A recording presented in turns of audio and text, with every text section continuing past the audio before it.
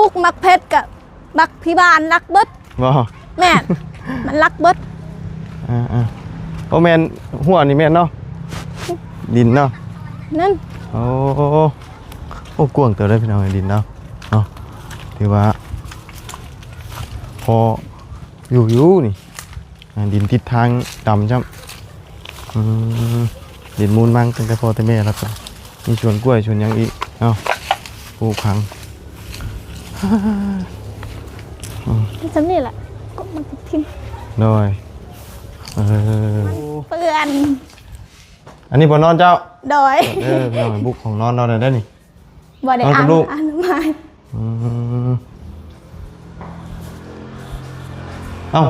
บ่ได้สปอนมาเรื่อยอันนี้เป็นห้องนอนอีพอเฮานี่บ่นอนพอโดยอุปกรณ์ของพ่อบ่นี่นะแม่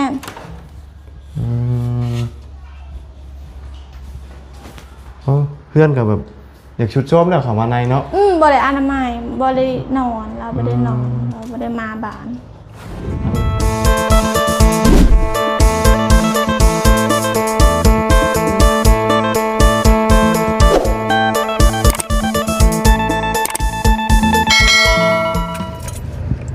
เอาพี่น้องกันเนาะมื้อนี้ก็ถือว่าตามมาฮอดเพื่อนไม่ห้างพี่น้อยที่ว่าบ่บุญนั่นว่าพ่อกับลุงหนวดนั่นแหละที่ว่าเราไปหาหน่อไม้คอนต้อยมานะพี่น้องกันเนาะซื้อน้องอีหยังก็ใส่ดีนี่แหละเนาะที่ว่าผัวเราปะเลิกกับผัวตั้งแต่โดนแล้วพี่น้องกันเนาะลูกเราไปจน6 ปีแล้วผู้ชายเนาะตามมาเห็นเพื่อนจะพาเพื่อนชาติแล้วก็โอ้พี่น้องกันเนาะเราว่าเพื่อนก้อเราว่าใกล้อันนี้เลยใกล้ครัวเลยเหรอหลังสีขาวก็คือซีเมนต์หลังนี่เลยพี่น้องเลยนี่เนาะขาวนี่แหละกะเพื่อนตั้งแต่พ่อแต่แม่เราถามเราเมื่อเนาะอยู่กับเอื้อยกับลูกชายอยู่กัน3 คนพี่น้องเลยเนาะนี่เด้พ่อแม่เราแยกทางกันแม่นะสั่งครอบครัวมาอยู่เวียงชวนพ่อนะเล่นสารเจ็บติดเป็นบ้าเป็นง่วงบ่ได้พ่อกัน2 ปีแล้วมั้งเราอะเป็นบ้าแล้วบ่เห็นเลยจักอยู่ชายเนาะเอาทาง FC ก็ว่าให้ตามมาเบิ่งเฮือนชั้นบ้านช่องน้องเพิ่นแน่เพิ่นว่าเนาะก็เอานี่แหละพี่น้องเอ้ยมาฮอดเด้อเนาะจังไดก็เข้าไปเบิ่งอัปเดตถามข่าวนํกันเนาะเป็นจังไดอยู่จังไดพี่น้องเอ้ยเนาะตามกัน3 พระองค์พี่น้องเอ้ยนี่เนาะโอ้ทั้งบ่ไล่เนาะนี่แหละหลังนี่เนาะหลังนี่แหละตามที่ถามมาก็ได้หลังนี้พี่น้องเอ้ยอยู่ร่วมกัน3 คนแม่นอยู่ร่วมกันเอื้อยนะเฮ็ดงานโรงงานพุ่นเนาะเมื่อกี้เราเคยพี่กันแต่วันนี้เราน่ะออกแล้วออกเลี้ยงลูกนี่แหละข้าวน้ำจำปากินเอื้อยอย่างนี้นี่คือสิเป็นลูกแล้วรอเนาะเห็นบ่นี่พี่น้องผู้ชายลูกชายกว่าแต่6 ปีลูกเจ้าจักปีจ้ะโอ้เป็นอ้ายได้จ้ะอันนี้อ้ายบ่ที่1 5 ปีไปลูกสาวข่อยก็จังหน่อยก็3 ปีแล้วไปซะลงไปเบิ่งก่อนจ้ะพี่น้องเนาะเบิ่งอันเด้บ้านห้วยลัวเนาะคือซีเมนเนาะ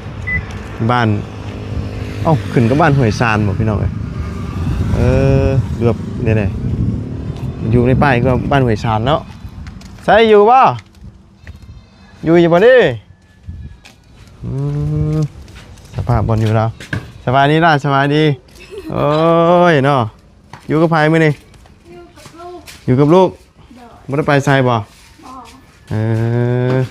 นี่บ่บอลอันเฮือนครัวแม่แล้วอันนั้นของน้ำบ่อาบน้ำบ่นั่นน่ะเอานิดไม้กันพี่น้องพอได้ฟังเสียงแล้วก่อนเนาะเดี๋ยวเฮือนเราเนาะเดี๋ยวจังยังเลาะเบิ่งพี่น้องเลยเนาะตามมาเยี่ยมยามถามข่าวแล้วก่อนเนาะบังลาไปนั่งกับแม่ดูแล้วบอกลาได้บ่บ่เป็นบ่เป็นบ่มันเป็นคนลาวกินบ่ขนมบางมีขนมมาฝากกินบ่มีขนมมากระตอกกระแตกมาฝากอยู่นี่หูว่าเรามีลูกเลยก็เลยเอาขนมมากระตอกกันเล็กน้อย6 ปีเนาะแต่ว่าภาษาลาวบ่ได้เป็นเบาบ่แจ้งเราเบาภาษาลาวนะภาษาลาวทั้งเนี่ยบ่แจ้ง ว่าบ่แจ้งเนาะ อืม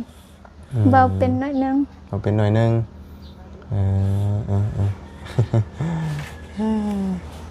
คือว่าแต่ละมื้อนี่ส่วนหลายอยู่แต่เฮือนเนาะบ่ได้ มีเวียกเฮ็ด บ่ได้มีเวียกเฮ็ด ให้ว่าสิไปสมัครงานไปแล้ว หมดเดือนนี้ก่อน วันเดือนนี้ก่อน แต่ ไปวันที่2ที่1ที่1ที่2เนี่ย บ่นั้นเจ้าเฮ็ดนี่บ่ อืม คนกับเอื้อยนี่ บ่เอ้ยก็เฮ็ดใกล้กับเวียงคำเนี่ย เราเฮ็ดนะเราเฮ็ดลง บ่ได้เฮ็ดเดียวกัน อ๋อเอาเราบ่ได้เฮ็ดอันโตอันโรงงานเจ้าเฮ็ดบ่จ้ะ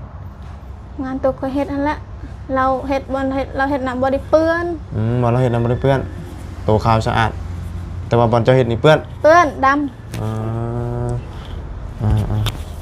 แต่ว่าเอื้อยเจ้านี่ไปเฮ็ดคู่มือบ่ แม่เราบ่ให้ขาดเรา เป็นงานประเภทบ่ได้ใช่ของเรา ประเภทอันใกล้กับเวียงคำนี่แหละ ใกล้กับ เรื่องนี้ ตอนนา คนละ เวี ฟั ย ง งคำเนี่ย คนละฟัง แต่บ่ฮู้ว่างานหยังตัวนี้ อ่าจักงานหยังเขาตักดินคือกันแหละ จักดินคือกัน แต่ว่าต่างแต่มันบ่เปื้อน บ่เปื้อนธรรมดา มีแต่ว่าไปเลิก5 โมงกันมาเลิกกี่โมง เลิก5โมง 5 โมงจังได้มาเนาะ 6โมงเช้าไปเวียก 6 โมงเช้านี่ไป โดย ตอนแรงน่ะมาเนาะ โดย ข้าวน้ำนี่มันห่อไปห่อไปกินซั่นบ่ข้าว เขากินข้าวจีน กินข้าวจีนเพิ่นเลี้ยงข้าวใช่บ่เพิ่น ตอนเที่ยงกินข้าวกับจีน ตอนเช้าข้าวเฮา งั้นตอนเช้าเราไปก็บ่ได้กินข้าว กินแต่ตอนเที่ยง แม่นแล้ว ว่าไงกินข้าวน้ำเพิ่นคาบนึงเนาะอ๋อตอนแรกนี่เฮามากินที่พี่ แบบโรงงานเราอยู่นะเขาเลี้ยงเขาได้ อ๋อ กรรมกรเขาเลี้ยงเขา แต่ว่าเลี้ยงเทื่อนึงบ่คาบนึงบ่หรือว่า ตอนเที่ยง ตอนเที่ยงแล้วก็ตอนแรกเด้ ตอนแรกบ่ อ๋อแล้วบอลเจ้าอันเฮ็ดอันนี้ บ่ได้เลี้ยงเขา บ่ได้เลี้ยงเลย กินเขาวเอง อ๋อ ย่างอ้าวก็ฮอดงานค่อยนี่ ได้คำไปเฮ็ดนี่ก็ย่างเอาว่าเจ้าน่ะ ตอนก็เฮ็ดเขาย่าง ย่างเอา ก็ไปก็บ่ฮอด30นาทีหรอก ได้ถ้าว่าเจ้าไปเฮ็ดไผสิเอาลูกเจ้า ฝากอยู่น้ำลุงน้ำป้า ได้ทางลุงน้ำป้า โดย ได้เนาะ ได้ ดื้ออยู่ป่ะ คิดดื้อแบบมู้ความนะคิดดื้อแบบคนแบบงงๆนั่นเองบ่ได้สลาด คิดดื้อแบบ คัน ง เขา ง ยอกว่าเขาตี้ให้ คิดดื้อแบบงง บ่ได้ฉลาดคือเด็กน้อยคนอื่นนะ คันเบิ่งเขากินน่ะเราเบิ่งซื่อๆเราบ่ได้คอเขาให้กินเราก็กิน ได้แต่ว่าบ่ได้ขอบ่ได้ญาติงู บ่ได้ยาก ได้ คือเด็กน้อยคนอื่นเขากินแน่นั่นแหละเขาว่าเด็กน้อยขี้ดื้อสลาด เห็น เราเนี่ยเบิ่งซื่อ เห็นนี่ต้องขอกินแล้วเนาะอันนี้บอล1ข้าว1น้ำเนาะ ๆแม่นแล้ว ให้จะถวยบวงไว้ใช้อยู่ในพวก ไปอยู่ในยานคนขี้รัก มีคนกินรักบ่นี่กัน แม่คนบ้ากับบ่ได้บ้ามันบอกว่าพ่อแม่เราติดคุกเลยคนเป็นบ้าแนวนี้แหละ โดย เอาใครนะเอาเข้าในหมดเครื่องของเกลือมีบอยเป็งนัวมักเพชรลักเบิด เอาไปเลย หม้อนึ่งข้าวกับลัก แต่ว่าอันนี้นี่เฮือนตั้งแต่พ่อแต่แม่เจ้าบ่ได้เนาะ แม่นเรา โอ้คือสิหลายปีอยู่เบิ่ง จักปี2000ยังวะ2010พุ่นแหละเขาเฮ็ด อันเฮ็ดนี่นะโอ้ก็หลายปีแล้วเนาะปี มัน 2010 ค่อยยังน้อยๆกันนี่ สิแม่นอยู่แล้วเนาะตั้งแต่เรายังน้อยบ่แต่ว่าเหลือไว้แต่มูลมังเฮือนนี้ตอนนี้อันของพ่อกับแม่เนาะเพราะว่าพ่อก็ยังเป็นบ้าเลย พอกับบ่ปกติบ่อยากเมื่อบานบ่อยากเมื่อเฮือน บ่แต่ว่าซุมื้อนี้ก็บ่ได้มาเลยบ่ฮู้เลยว่าอยู่ไสบ่พ่อก็ บ่ฮู้ บ่ฮู้ว่าตายหรือยังก็บ่ฮู้ บ่ฮู้ ปกตินี่ย่างไปมาอยู่บ่สักทีเก่า จักงานใส่บ่เฮ็ดเลย บ่ฮู้อยู่ไสเลยเนาะเฒ่าแต่บ่ซะ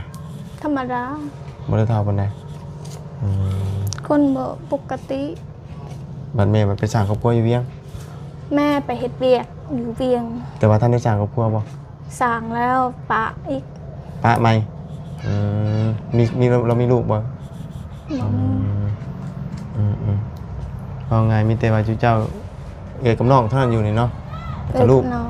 อืม สองไอ้น้องกับลูกชาย แต่ว่าลูกของเอื้อยนี่มันบ่ได้เอามานํเนาะ ลูกเอ้ยอยู่เพื่อนพัวอยู่กับตากับปูกับย่า โดยเนาะและแล้วก็สถานที่อยู่เหมือนกันพ่อทางน้องเพิ่นไปหาหน่อไม้กินเบิดแล้วบ่ต้มหน่อไม้ มาแล้วมื้อนี้ บ่ได้ไปหาอีกบัด เอ้ย นี้ เอาไปโรงงานกิน มันจะไปหา มื้อ ไม้ อื่น มื้ บาง เนาะ ทีก็มื้ออื่นไปหา หาแต่หน่อไม้เด้เนาะมันบ่มีอาหารเนาะพอได้อยากได้กินพี่น้องเอ้ยเนาะหน่อไม้น้ำมันและใครดีฟืนไฟก็มีครบเบิดเนาะน้ำในน้ำนี่ใช้น้ำประปาบ่ ใส่น้ำปลาปลาเขาเก็บได้200,000กีบ ต่อเดือน อืม เดือนละ200,000 ค่าน้ำมันขึ้นเดี๋ยวนี้ แม่น ค่าไฟกับแพงค่าไฟเขาเก็บเดือนนี้ละ142,000 โดย มีแต่เอื้อยบ่จ่ายข่อยบ่มีจักกีบเลย ว่าไงขึ้นกับเอื้อยบ่เลยนี่เนาะ คันข่อยมีก็อยากซอยเอื้อยคือกัน แต่ว่า บ่มี เฮาบ่ได้เฮ็ดเนาะ อืม แต่ว่าอันสิเฮ็ดนี่คือสิกลับเข้าไปเฮ็ดบนเก่าอันบนตัวดำๆนี่เนาะ คันเราฮับก็เฮ็ดเราบ่ฮับก็อยู่เฮือนได้นี่ล่ะ บนอื่นเนี่ยบ่มีบ่ มื้ออื่นเขาบ่ฮับเบิด อืม ข่อยไปสมัครโรงงานเอื้อยข่อยเฮ็ดมันเขาบ่เอาว่าคนเต็มแล้ว เพิ่นบ่เอาอีกนึงเด้อ เต็มคนแล้ว คือจะกลับเข้าไปใหม่ที่เพิ่นให้เดือนจักล้านจังบัดนี้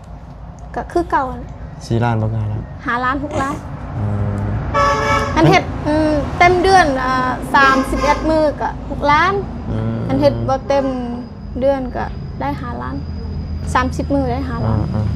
แต่ว่าเรื่องได้เงินนี่ได้อยู่เนาะถ้าว่าเฮ็ดเต็มเดือนแต่ว่ามันเสียตรงที่ว่ามันโตอันเปื้อนแบบโตมันหนักนี่เนาะแต่ว่าไงสารเคมีมันเข้าร่างกายเฮาหลายเนาะ นั่นแล้ว ตัวนี้ตัวที่ว่ามันอยากอันตรายเนี่ยเนาะคือตัวอันเงินก็ฟังเลยก็โอเคอยู่เนาะ6ล้านนี่ก็มันหายากกันนะอยู่บ้านเรามันคันมีแต่ว่า2ล้านปลายเล็กๆ3ล้านเต็มที่นะส่วนหลาย คันเวียกบ่หนักก็3ล้าน ประมาณนี้ อันนี้เงินเดือนสูงอยู่ ถือว่าสูงได้หา6ล้านนี่หายากอยู่บ้านนี่ แบบว่าจีนเขาบังคับคุมตลอด เพิ่นมายืนคุมได้ คัน บ่ เราบ่คุมนะเฮาลักพักคันเราไปเฮาก็ลักนั่งพักก่อน พอได้พักเมื่อยก่อน ก็เฮ็ดต่อ แบบว่าไงคำได้เฮ็ดบ่ให้นั่งพักเลย เราบ่ให้นั่งพัก เฮ็ดคือเฮ็ดอย่างเดียวเลย คนจีนเนาะนี่แหละ มันไล่ออก 2-3 คนแล้วจักบ่ถึกใจยังบ่ โดยเอาเดี๋ยวให้น้องเพิ่นพาย่างรอบๆก่อนน้องเอ้ยอันดินดอนต้นยางนี่ก็เป็นมูลมังของพ่อเนาะ แม่นดินเขาปลูกหลักหมดมีแต่ดินพอเฮาเบิดมีแต่ซ้ำนี้แหละดินสวน มีฮอดใช้เนี่ยดิน มีหอดบนกกลง ก ไป ระทิน อีก นี่ กุบคามนี่บ่ บ่กกมักกระทินหอดพุ่น ลงไปอีก อยากไปเบิ่งว่ะ โดยพายางเลาะเบิ่งก่อนเนาะเพราะว่ามาเยี่ยมมายามเพื่อนเล่าหน้าพี่น้องเนาะเขาทางได้บัด ไปรถแล้วเนาะกลาดทายนี่ก็ได้ จังได๋ล่ะ ไหนนี่ได้บ่นี่บ่สวนจะบ่นี่น่ะ แม่ มีสวนมียางเรากันนะเนาะโอ้ถือว่าดินกว้างอยู่ได้นี่เนาะ โดด ถ้าจะปลูกนี่ ฮะเอ้ยเฮาปลูก เอ้ยบ่ โดด ธรรมดาเนาะดินเนาะ โดด ดินติดทางปลูกผักปลูกหญ้าโอ้ ปลูกมักเพชรกับบักพิบาลรักเบิด บ่ แม่นมันรักเบิด ไป อ้แม่นหัวนี่แม่นเนาะดินเนาะ นั่น โอ้กว้างเติบได้พี่น้องดินเนาะถือว่าพออยู่นี่ดินทิศทางดำจ้ำดินมูลมั่งตั้งแต่พ่อแต่แม่แล้วก็มีชวนกล้วยชวนยังอีกเนาะปลูกพัง จำนี่แหละก็มันทิ้ง หน่อย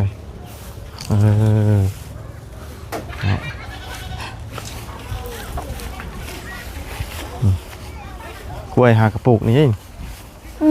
ปลูกแต่ปีกายนี่แหละ โดยโอ้ดินกว้างพอดีงาม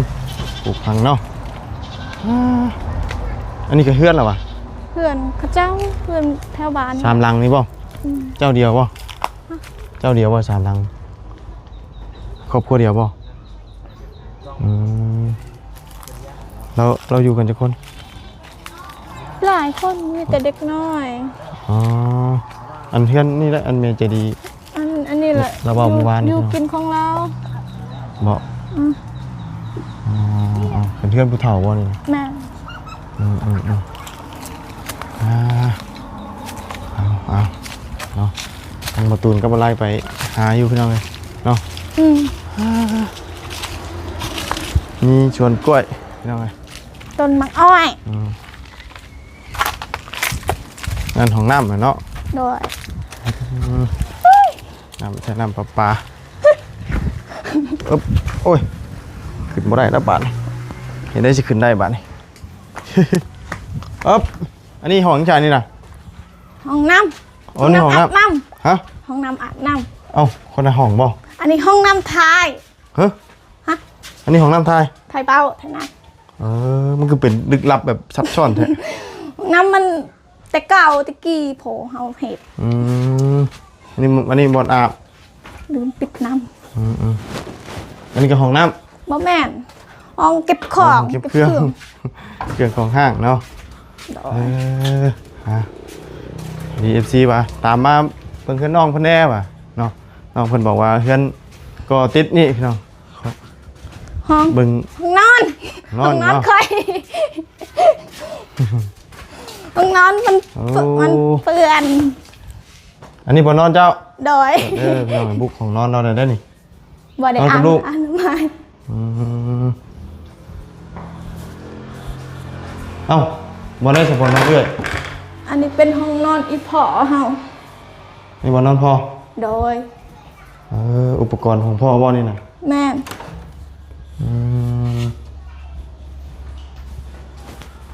เพื่อนกับแบบอยากชุดโจมแล้วเข้ามาในเนาะ บ่ได้อนามัยบ่ได้นอนเราบ่ได้นอนเราบ่ได้มาบ้าน อันนี้บ่นอนพอ โดย บัดนี้อันเอื้อยได้นอนใช่จ้ะ นอนบนนั่น ฮะ เราล็อกประตูหมดแล้ว เราเคาะล็อกกระแจหมด อัน แล้ว นี้เฮือนครัวนี่เอามาไว้นี่เลย เอาเข้าในเบิดยันคนรัก อย่างคนรักเนาะ มันรักเบิดมันเห็นยังมันรักเบิด เบื่อหน่ายเฮ้ย เห็นยังรักมาเลย นี่ห้องเอ้ยเฮา ฮะ ห้องเอ้ยเฮานี่ นี่ของเอื้อยบ่น่ะ โดย บนนอนเพิ่นก็คือลึกลับซับซ้อนแท้ ล็อกกระแจไปแล้ว เราคือนอนแบบบนอันนี้แท้ก็คือบนนอนแบบว่าหม่องอันพอเจ้า บ่เราบ่อยากนอนบนนั้น คือช่วงเป็นอันหมองคือคล้ายสลัมอย่างนะประตูนอนแล้วก็ได้เนาะเนาะยามตามข้าวเนาะถือว่าโอ้ดินแล้ว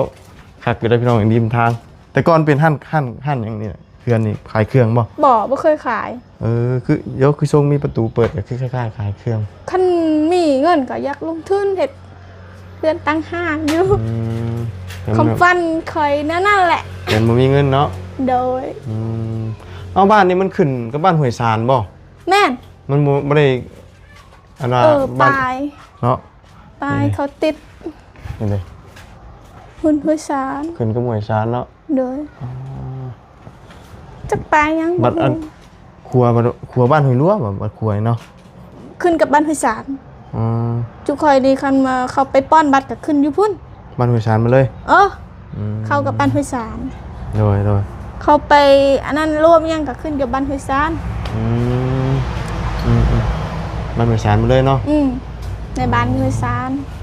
แต่ว่าเป็นบ้านห้วยลัว อืม อืม ขึ้นกับบ้านห้วยซาน เป็นบ้านห้วยสานเนาะ ก็ไปป้อนบัตรมื้อนั้นเขาไปอยู่บ้านห้วยซานนั่นแหละอยู่โครงการอยู่บ้านห้วยซาน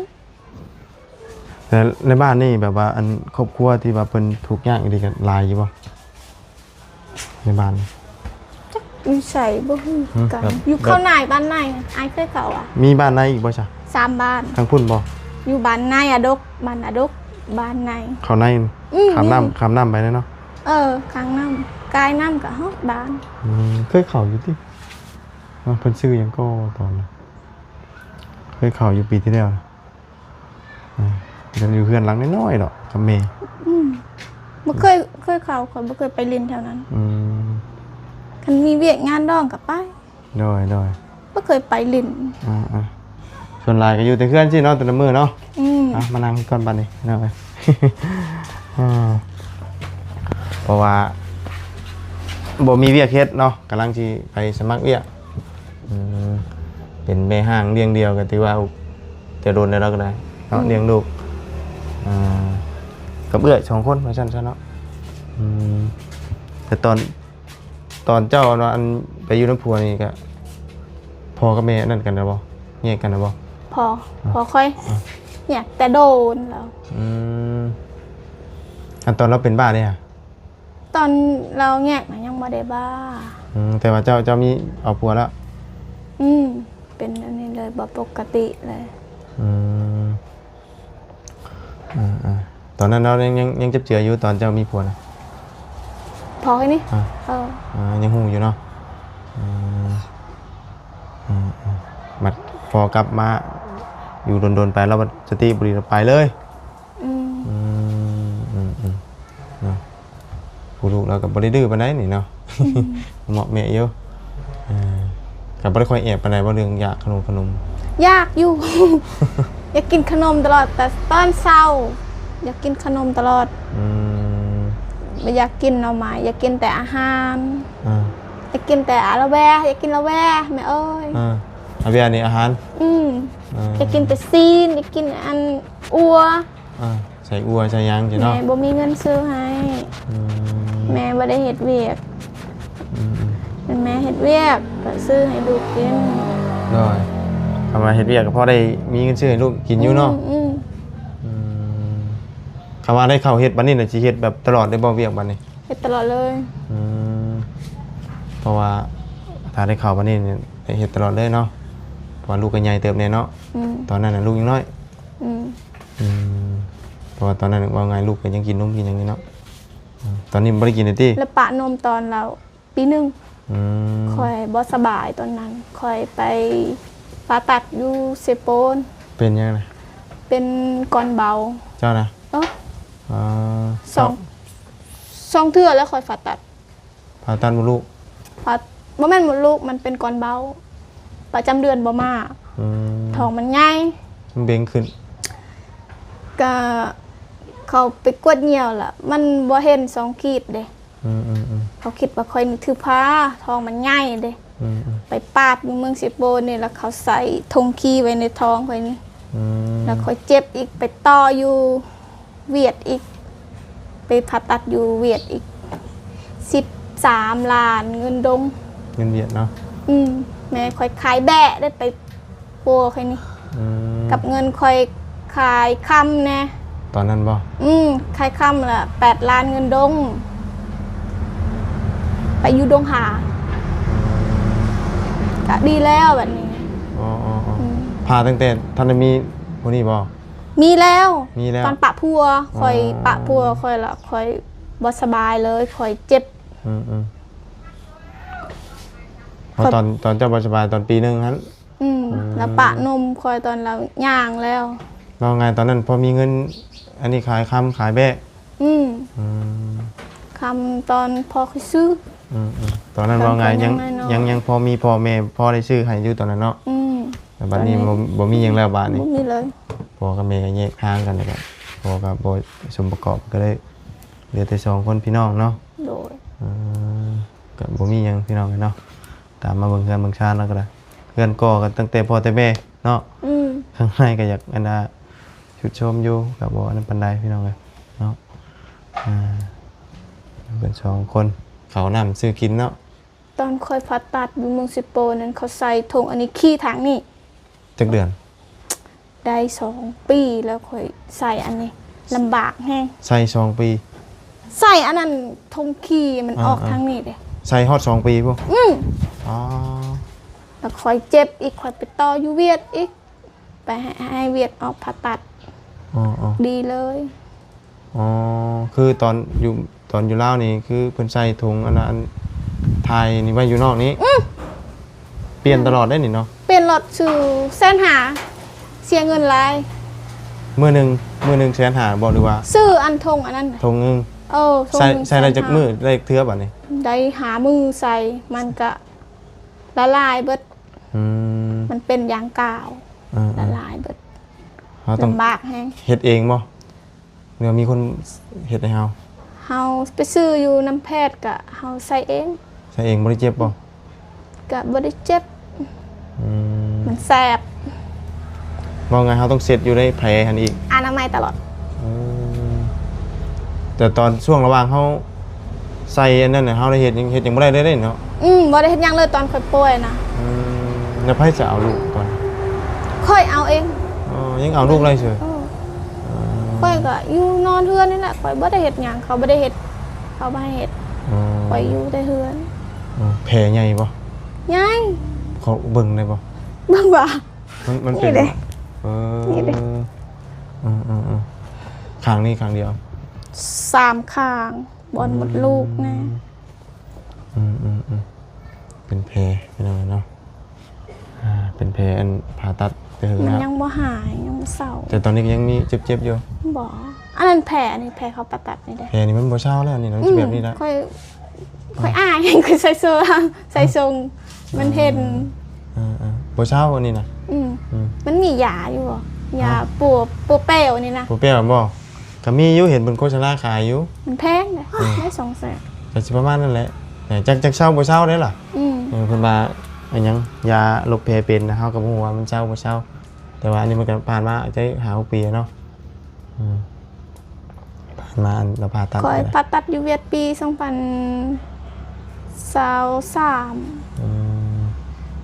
ไปเดือน11อยู่พูนฝนตกม่วนคนเวียดเขาใจดีอยู่กับเฮาเขามีหยังเขาก็ช่วยเหลือเฮานมหมักไหม้ขนมเขาก็ให้กิน น้อย บ่คืออยู่ลาวเฮานี่เด้อ หลายคนป่วยบ่แม่นผู้เดียวเฮา ไปฉันว่ามีแต่บ่บุญก็สิออกเมื่อก่อนได้บัดนี้เนาะ โดย เดี๋ยวไปเอาขนมให้บักหลาเพิ่นกันเด้อสิจะข้าวนึงพี่น้องเอ้ยเพิ่นขนมมาตอนเนาะเอาละ เอาหลึกจน เฮ็ดได้เอาเฮ็ดได้ ใจขอบใจ ขอบใจนี่มือ นับมือ เอา ใจเด้อ โดยเนาะไปฉันเนาะมื้อหน้ามื้อไหนถ้าว่าได้ผ่านมาให้มาเยี่ยมมายามใหม่เด้อ โดย มื้อไปหาหน่อไม้ติ เนาะ เอาเบาของไม้ก่อนเนาะถือว่าลำบากอยู่เด้เลี้ยงลูกผู้เดียวกันนะพี่น้องเนาะป้าอยู่ดีพี่เฮงสบายดีละเนาะโอเคไปเนาะมาหอดเทือนหอดชานทางน้องเราพี่น้องโอ้บาดแผลเราพาตัดกับลายได้พี่น้องเลยเนาะเอาสำหรับพี่น้องเนาะสำหรับคลิปนี้กันลำลาเลยเด้อพบเจอกันใหม่ขอบคุณพี่น้อง FC ที่ติดตามรับชมเนาะไปแล้วพี่น้องสบายดี